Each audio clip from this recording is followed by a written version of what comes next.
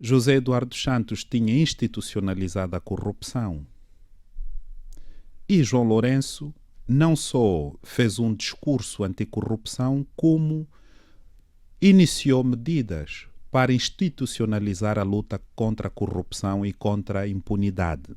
Mas esse anúncio significa que o grupo de que falava, que saqueou o seu país e contra o qual falava, desapareceu totalmente e não faz parte do governo de João Lourenço?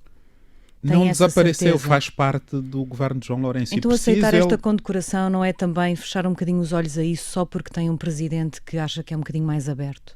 Não, porque ele precisa de apoio para que a sociedade finalmente tenha capacidade de dialogar com o seu próprio governo e para que tenhamos mudanças pacíficas e para que este presidente tenha ânimo, porque neste momento, deixa-me dizer, a maior oposição a João Lourenço provém do próprio MPLA, dos que não querem mudar, dos que querem continuar com a situação de saque. Por outro lado, nós temos uma sociedade... Mas isso significa também que João Lourenço não tem mão no MPLA. Mas não tem como. O João Lourenço é uma pessoa. José Eduardo dos E estamos Santos a falar de um regime completo. O próprio José Eduardo, a determinada altura, também já não tinha mão. Porque são hábitos que se foram calcinando ao longo dos anos. Não é?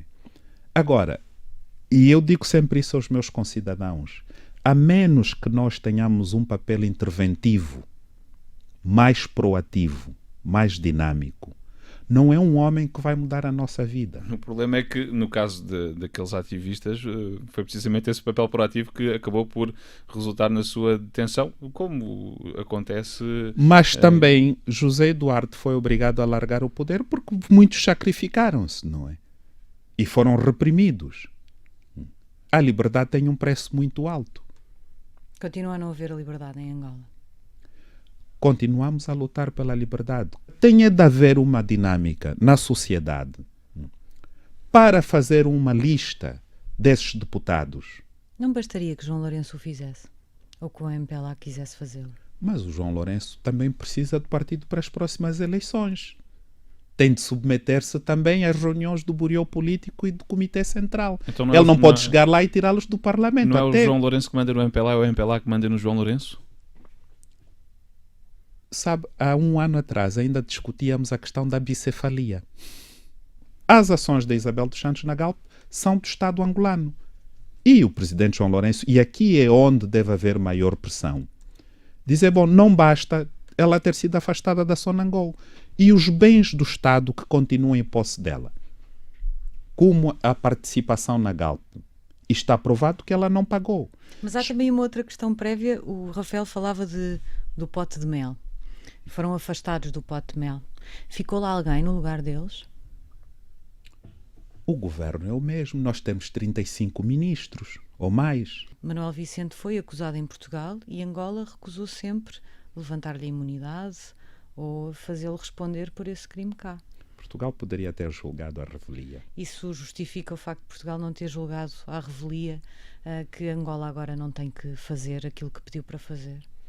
Em Angola o argumento agora é que tem de se esperar pelos 5 anos para depois poder julgá-lo, não é? Porque é assim que a Constituição determina para o Presidente e o ex-presidente e o ex-vice-presidente. Mas há outros argumentos legais que podem ser levantados sobre se faz sentido, se essa imunidade se lhe aplica ou não. João Lourenço e a Justiça angolana não têm querido levantar esses argumentos. É da sua convicção que João Lourenço não está a proteger Manuel Vicente? Mas a sociedade pode fazê-lo.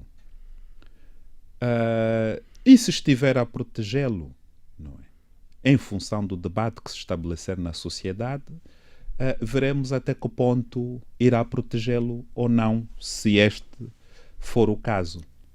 É preciso fazer uma mudança estrutural. Não serão com os políticos antigos que os angolanos terão um governo ideal.